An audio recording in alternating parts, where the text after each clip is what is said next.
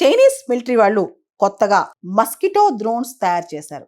ఒక చిన్న ఈగ, చిన్న దోమ ఏ సైజులో ఉంటుందో ఇవి కూడా అదే సైజులో ఉంటాయి. వీటిని స్పైయింగ్ యాక్టివిటీస్, స్పెషల్ మిషన్స్కి పంపిస్తారంట. ఇవి చాలా డేంజరస్ అని చెప్పొచ్చు.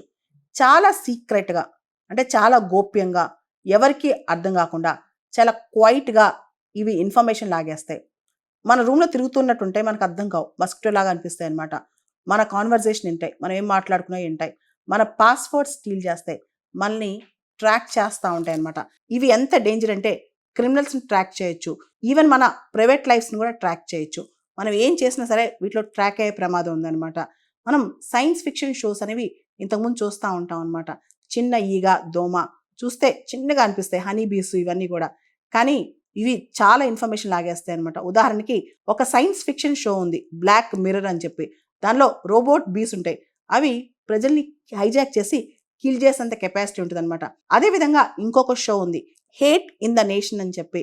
అది పాలినేషన్ రోబోట్స్ డెడ్లీ వెపన్స్గా తయారయ్యి మొత్తం అన్నిటిని నాశనం చేస్తూ ఉంటాయి అనమాట. సో చైనా కూడా ఇప్పుడు ఇన్సెక్ట్ సైజ్డ్, చిన్న పురుగు, చిన్న ఇన్సెక్ట్ సైజ్డ్ రోబోట్స్ తయారు చేస్తుంది. ఈ రోబోట్స్ ఇంకా ఎక్కువగా ఈ బయో రోబోట్స్ కానీ ఇంకా డెవలప్మెంటల్ స్టేజ్లో ఇంకొన్ని ఉన్నాయంట. ఇంకా కొత్త అడ్వాన్స్డ్ కూడా వస్తాయి అనమాట. ఇవన్నీ కూడా చాలా విచిత్రంగా బిహేవ్ చేస్తాయి.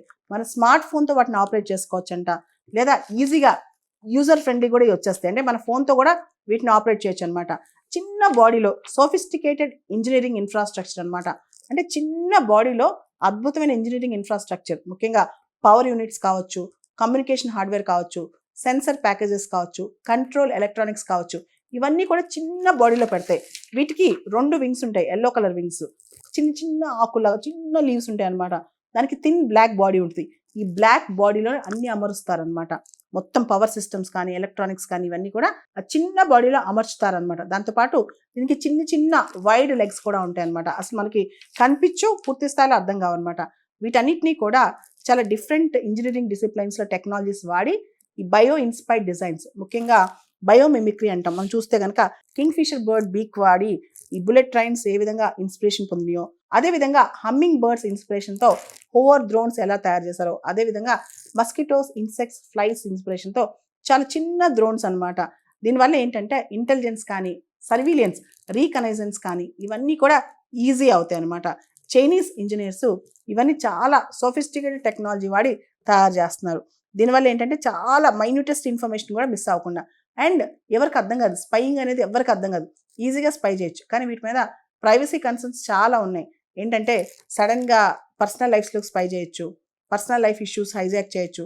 దాంతోపాటు దీనిలో అడ్వాంటేజ్ ఏంటంటే చిన్న చిన్న, అంటే ఎవరు దూరం చోట, ఎవరు వెళ్ళని చోట కూడా ఈ స్పైయింగ్ మస్కిటో డ్రోన్స్ వెళ్ళి ఈజీగా అక్కడ ఏం జరుగుతుందో కనిపెట్టి రావచ్చు. సో అడ్వాంటేజెస్ ఉన్న మిస్యూజ్ అయ్యే ప్రమాదం కూడా చాలా ఉందని అంటున్నారు అనమాట. ముఖ్యంగా బయో రోబోట్స్ అనే పెద్ద కాన్సెప్ట్లో ఇది వస్తుంది.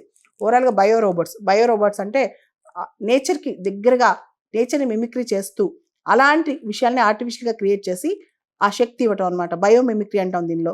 కానీ దీనివల్ల ఇటువంటి బయో రోబోట్స్ కానీ, ఈ మినియేచర్ డ్రోన్స్ కానీ, లేదా మైక్రో డ్రోన్స్ కానీ రాంగ్ హ్యాండ్స్లోకి వెళ్తే మాత్రం ప్రమాదం.